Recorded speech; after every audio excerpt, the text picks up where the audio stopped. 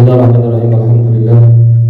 Alhamdulillahilladzi ja'alana min ummati sayyidil anbiya'i wal mursalin wa hadana ila tariqati khatmil awliya'il muhammadiyyin. Asyhadu an la ilaha illallah wahdahu la syarika lah wa asyhadu anna sayyidana wa maulana nabiyyana Muhammadan abduhu wa rasuluhu la nabiyya wa la rasula ba'dahu. Allahumma salli ala sayyidina Muhammadin al-Fatih lima ughliqa wal khatimi lima sabaq nasiril haqqi bil haqqi wal hadi ila siratikal mustaqim wa ala alihi haqqa qadrihi wa miqdarihi al-azim. Amma ba'd, fa ya ibadallah, usikum jami'an wa nafsi bi taqwallah wa bi ta'ati Rasulillah sallallahu alaihi wasallam, faqad faza al-muttaqun. Rabbi ishrah li sadri wa yassir li amri wa hlul 'uqdatam min lisani yafqahu qawli. Alhamdulillah, bersyukur kita kepada Allah Subhanahu wa taala yang dimana pada malam hari ini kita semua masih diberikan nikmat, utamanya nikmat iman wal Islam, nikmat sehat wal afiah, nikmat panjang umur, sehingga kita semua bisa berkumpul kembali di tempat ini semata-mata hanya untuk mencari ridha Allah Subhanahu wa taala, mencari kecintaan baginda Rasulullah sallallahu alaihi wasallam. Mudah-mudahan dengan berkumpulnya kita di tempat ini, segala hajat dunia akhirat kita senantiasa diijabah oleh Allah Subhanahu wa taala, segala dosa-dosa kita senantiasa diampuni oleh Allah Subhanahu wa taala, dan mudah-mudahan segala ibadah yang kita lakukan di bulan suci Ramadan senantiasa mendapatkan pahala, ridha dan rahmat Allah Subhanahu wa taala. Amin ya rabbal alamin. Saya hormati dan saya muliakan para ikhwan wal akhwat rahimakumullah. Kita lanjutkan kembali kitab Madza fi Ramadan, yang mana kita masuk ke dalam keutamaan yang ke-11. Bismillahirrahmanirrahim. Al-Fadlul Hadi Asyarah, keutamaan yang ke-11. Fadlus Sadaqati fi syahri Ramadan, keutamaan sedekah di bulan suci Ramadan. An Anas radhiyallahu anhu anna an-nabiy sallallahu alaihi wasallam qala afdalus sadaqati sadaqatu Ramadan, rawahu Tirmidzi wal Baihaqi wa ghairuhuma. Diriwayatkan dari Sayyidina Anas radhiyallahu anhu, sesungguhnya Nabi sallallahu alaihi wasallam pernah bersabda, paling utamanya sedekah itu adalah sedekah di bulan suci Ramadan. Hadis riwayat Imam Tirmidzi wal Baihaqi dan selain dari para keduanya. Min hadal hadis fawaid. Nah, hadis ini mempunyai beberapa faedah. Al-faidatul ula, faedah yang pertama, hadal hadis ini afdalus sadaqati sadaqatu Ramadan. Paling utamanya sedekah itu sedekah di bulan suci Ramadan. Maksudnya bagaimana? Yadullu ala anna min a'zami sadaqati ajran wa aktsariha thawaban as-sadaqatu fi Ramadan. Nah, ini menunjukkan bahwa sesungguhnya paling agungnya bersedekah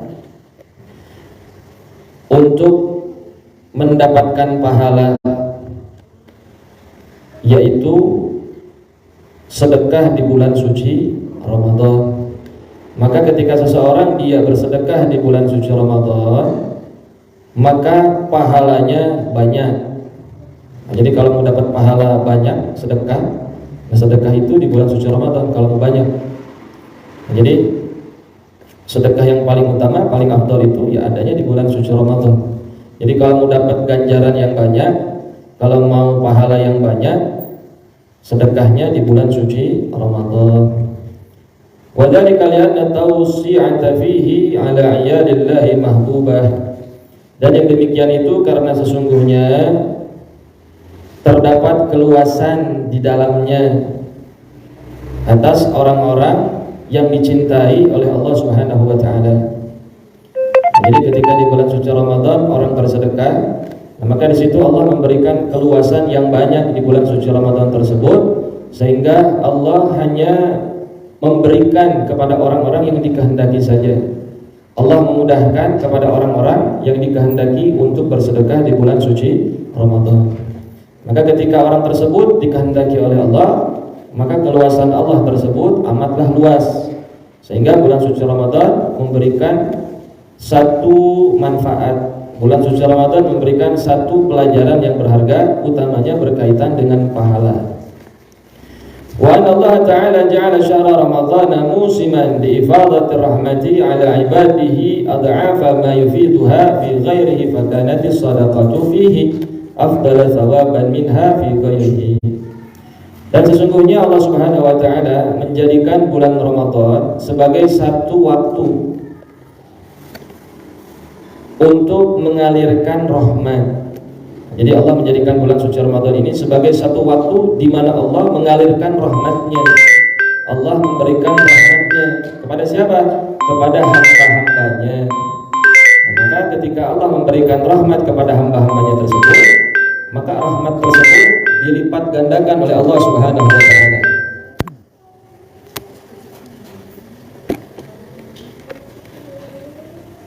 Dan juga apa-apa yang diberikan atau yang dialirkan rahmat tersebut di dalam selainnya. Nah, jadi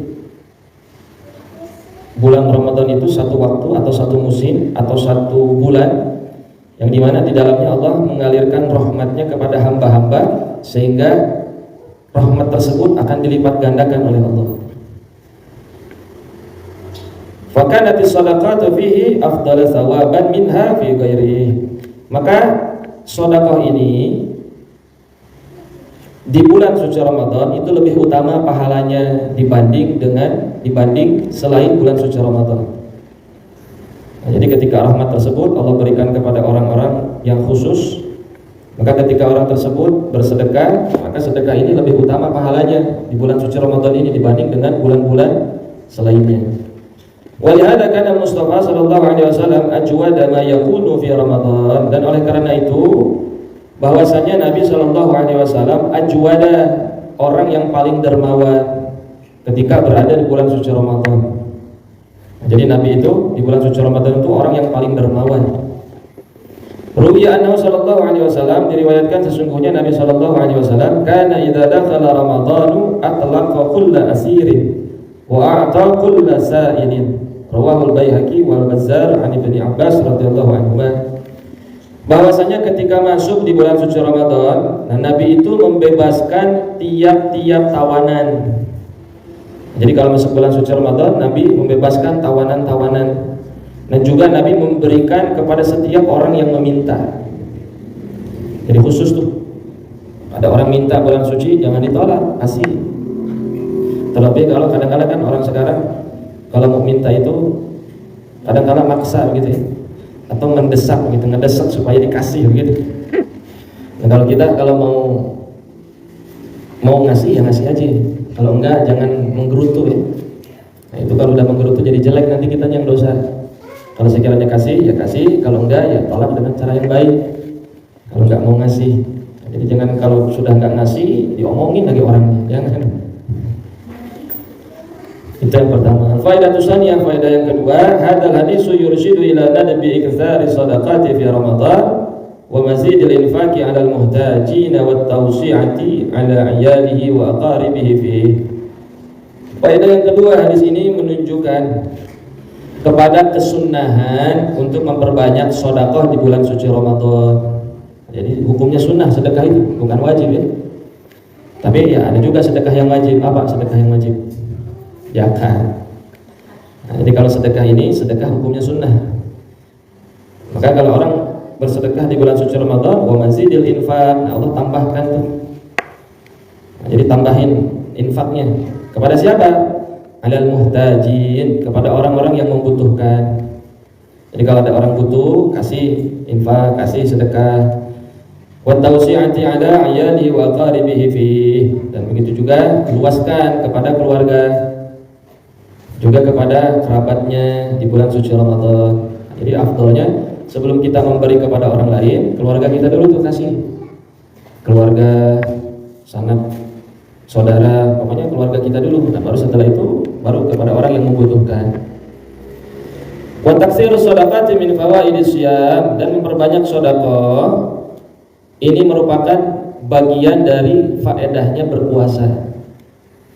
Nah, jadi ada kaitannya tuh antara sedekah dengan puasa. Jadi saling berkaitan.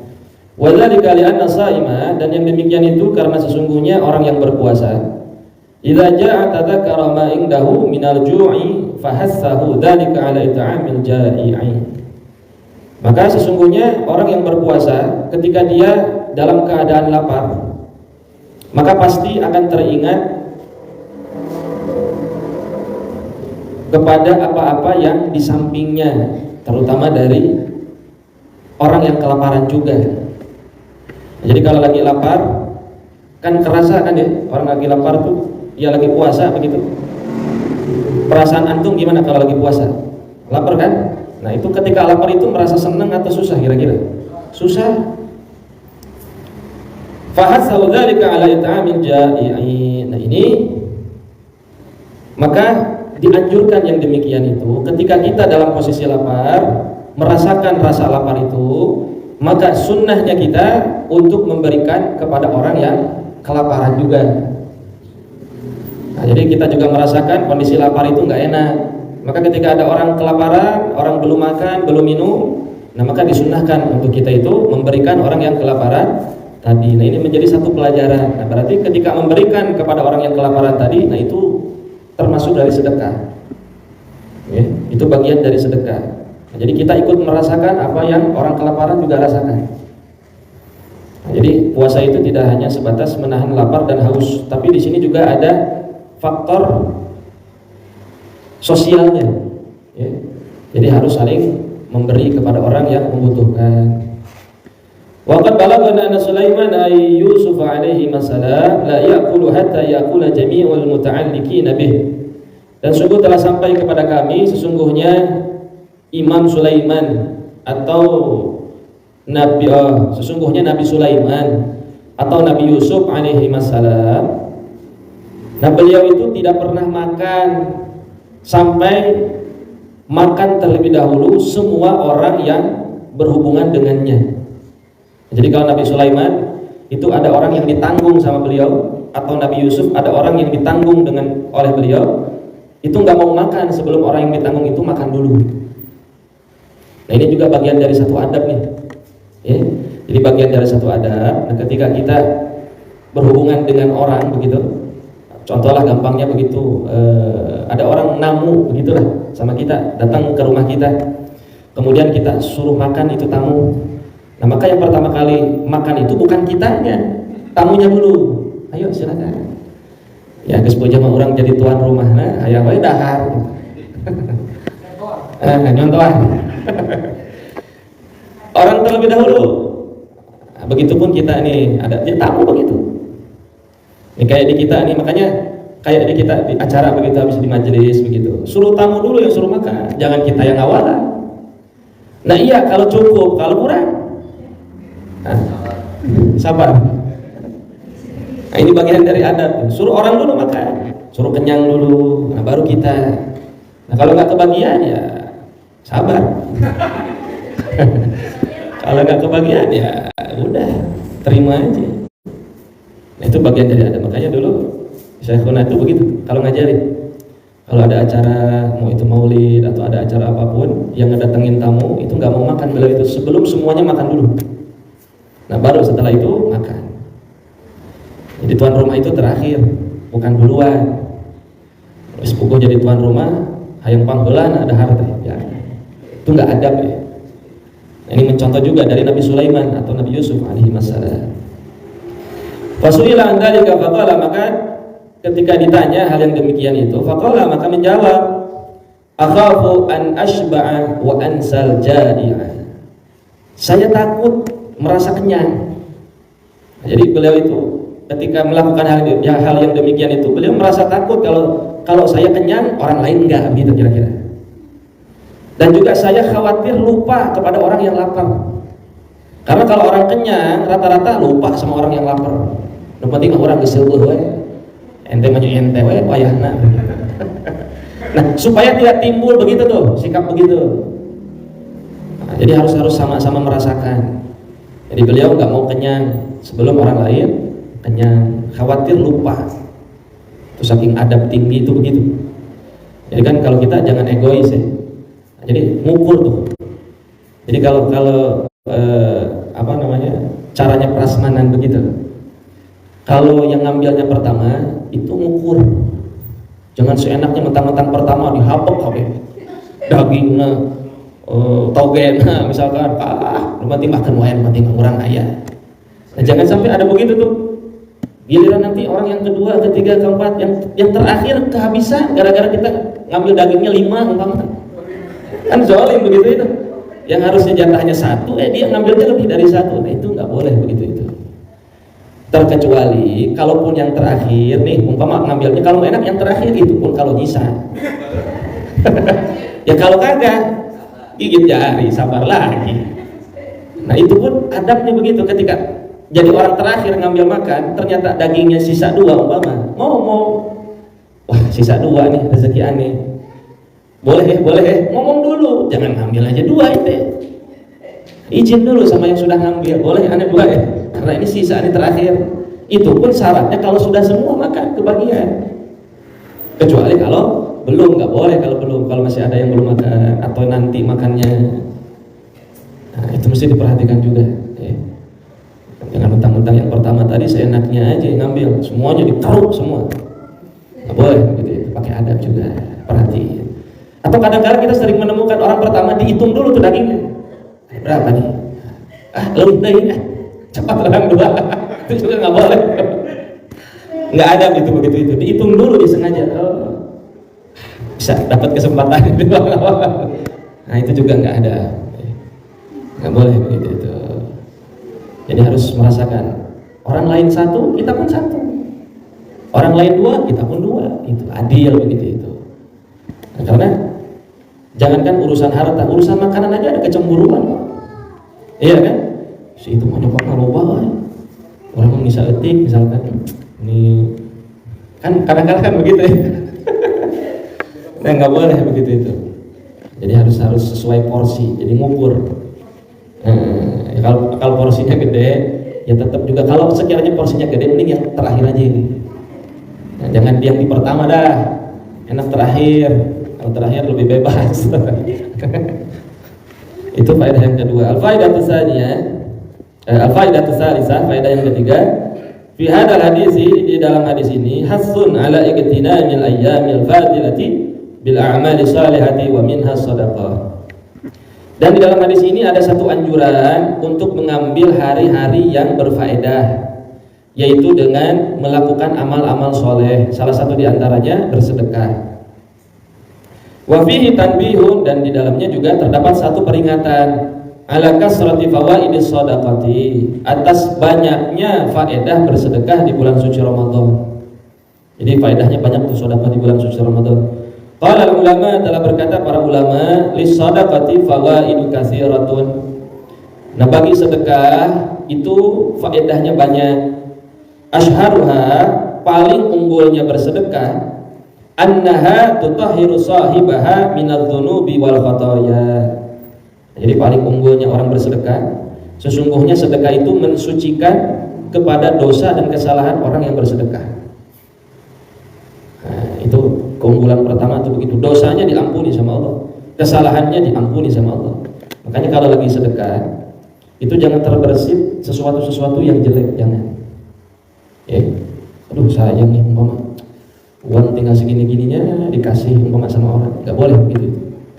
Makanya antum pernah dengar riwayat Sayyidina Ali radhiyallahu anhu, ketika beliau sudah kerja begitu selama 1 hari itu, kemudian beliau mendapatkan upah. Akhirnya pulang menuju ke rumahnya, di tengah perjalanan ada fakir miskin, ada orang miskin, minta sama Sayyidina Ali. Ada riwayat yang lain, kurang lebih 3 hari itu keluarganya belum makan apa-apa. Tapi sekalinya beliau mendapatkan rezeki, mendapatkan uang, ada orang miskin minta, itu lagi lapar banget. Maka apa yang dilakukan Sayyidina Ali? Ini orang lebih membutuhkan daripada keluarga saya. Akhirnya itu upah semuanya dikasihkan, nggak disisakan.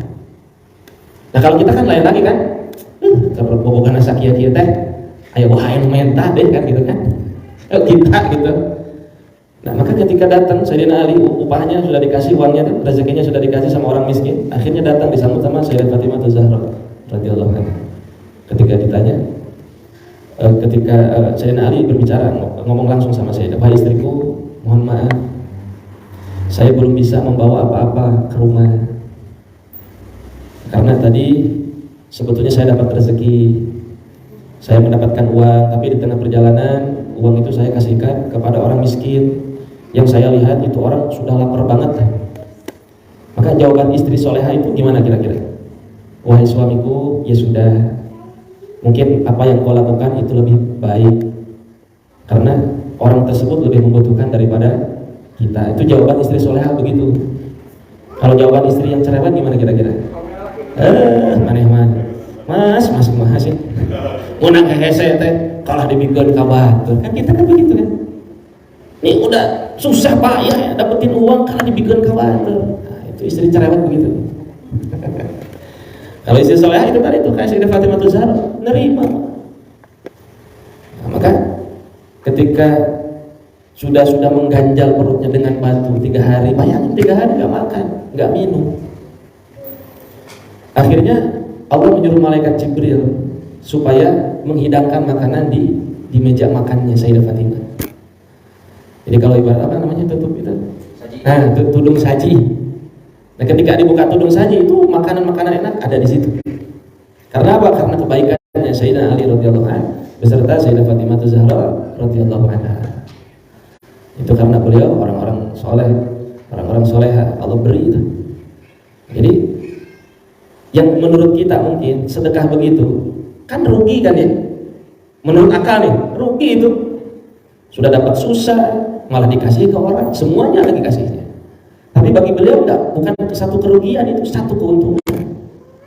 Nah makanya pelajarannya kalau kita bersedekah jangan merasa rugi sudah keluar uang, jangan merasa rugi sudah keluar tenaga, jangan merasa rugi sudah keluar waktu, jangan merasa rugi sudah berkorban, jangan.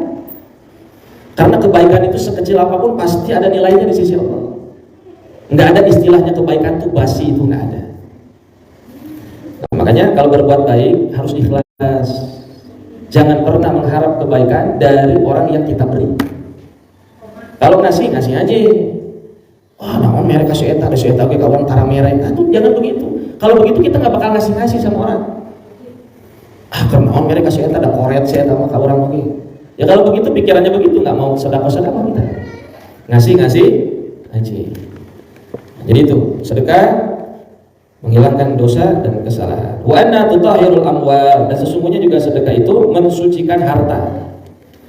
Karena sejatinya harta kita itu ada harta yang kotor. Nah, maka ketika kotoran itu kan nggak mungkin antum doyan kotoran kan? Ya maksudnya bukan dia dibuang, dikasih sama orang supaya bersih hartanya. Jadi jangan dipendam aja kotoran antum makan juga, jangan. Kasih sama orang yang butuh.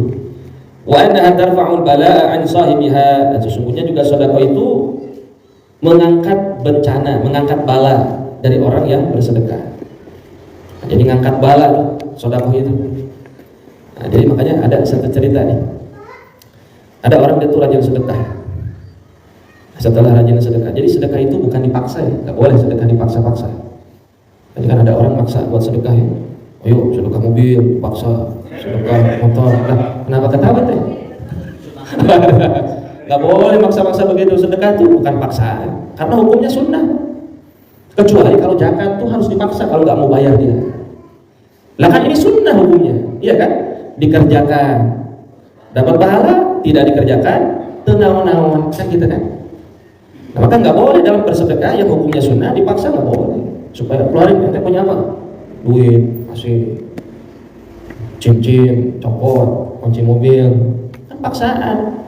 Ya kalau dia murni betul ikhlas nggak jadi masalah kalau begitu itu. Tapi kalau ada paksaan begitu nggak boleh itu begitu itu. Zalim itu namanya. Ya, jadi jangan pernah apa namanya ya? Kan di dalam agama itu ada masing-masing ibadah itu ada keutamaan ya, ada faedahnya tersendiri masing-masing itu. Nah, jangan pernah menjual keistimewaan faedahnya itu kepada orang dengan cara memaksa, itu nggak boleh. Jadi dikasih tahu dulu begini-begini, terus ayo ente kasih, nggak boleh begitu. Terkecuali kalau sukarela, ikhlas, nggak jadi masalah. Nah, yang bermasalah itu begitu. Nah, singkat cerita, ada orang dia rajin sedekah.